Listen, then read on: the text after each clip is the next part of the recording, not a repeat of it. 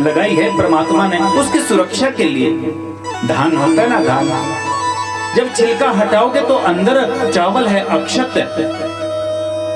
अब चावल का दाना सोचता है कि मेरा ही स्वरूप है, बल्कि उसका स्वरूप वो बाहर की जो छिलका है वो उसका स्वरूप नहीं है।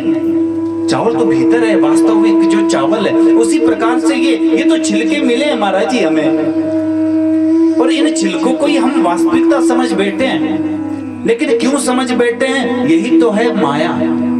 माया की 5 परतें। परमात्मा तक पहुंचने में हमें जो रुकावट होती है, जो हमें रोकती है, ये 5 परतें रोकती है। अविद्या, अस्मिता, राग, द्वेष और अभिनिवेश, ये 5 परतें। अविद्या किसको बोलते हैं? बोले जो है उसे हम भूल जाते हैं, जो नहीं है उसे हम याद रखते हैं। यही तो अविद्या है। अस्मिता, अस्मिता किसको बोलते हैं?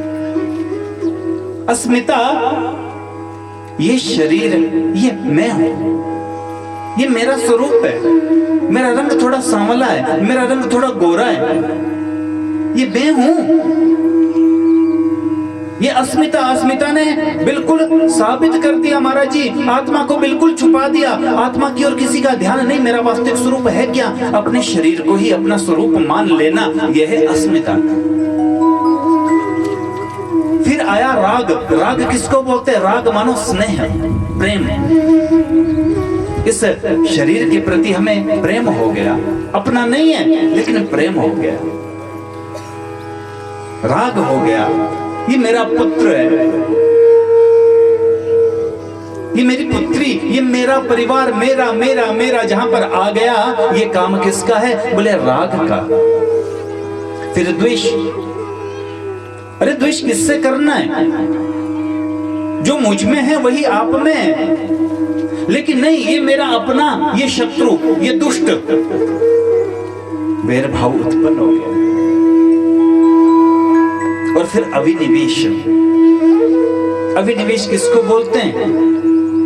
हमें फिक्र हो जाता है हमको मरना पड़ेगा, एक ना एक दिन मरना पड़ेगा। अरे हम तो मर जाएंगे। गीता में भगवान कहते कहते थक गए कि तुझे कोई नहीं मार सकता। अरे जन्म होता है शरीर का, मृत्यु होती है शरीर की। तू आत्मा है, आत्मा ना जन्म लेती है ना मरती है। ईश्वर अंश, जीव अविनाशी, उस ईश्वर का अंश हम है। जीव अविनाशी है, वो कभी मरता नहीं। लेकिन जो कभी मरता नहीं उसको मरने का डर शुरू हो गया।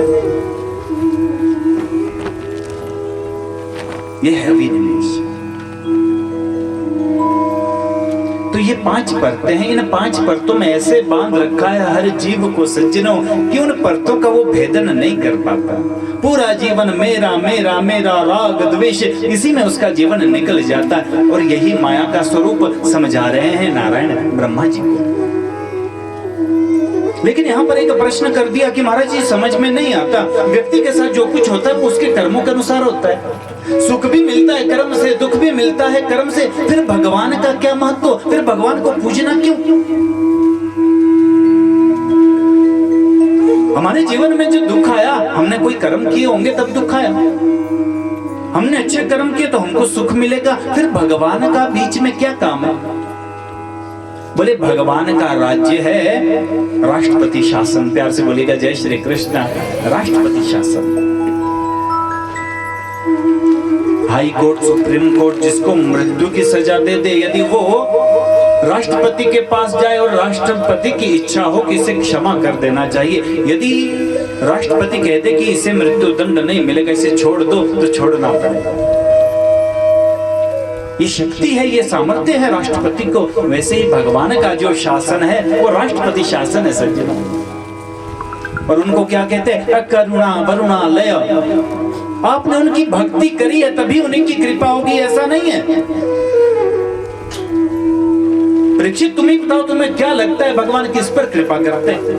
क्या गुण होना चाहिए? क्या देखते होंगे भगवान? बोले हो सकता है महाराज जी कम से कम